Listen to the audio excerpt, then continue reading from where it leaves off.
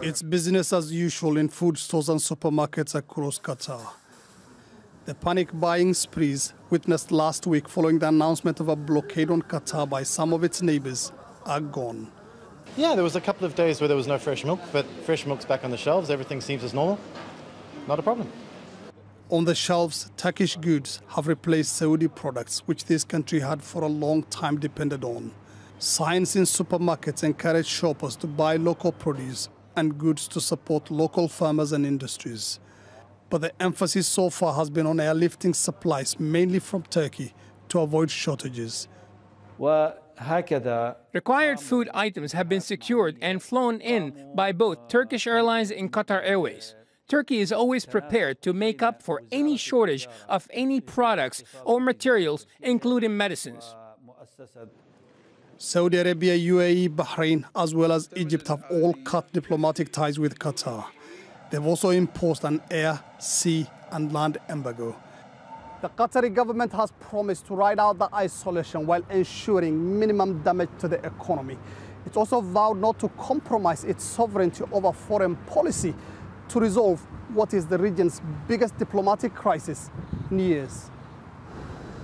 At Doha's newly expanded Hamad port, business is brisk. This multi-million-dollar facility is an important part of Qatar's plan to ensure the country's food supply is secure. On Sunday, the port's management announced a new direct service between Doha and Oman's Sohar port that will see shipments brought in 3 times a week. Iran has also offered Qatar the use of 3 of its ports, reducing Qatar's reliance on Dubai's Jebel Ali port. There are also fears the diplomatic crisis could cause shortages and delays for Qatar's booming construction industry. And looming on the horizon is an important date on the calendar.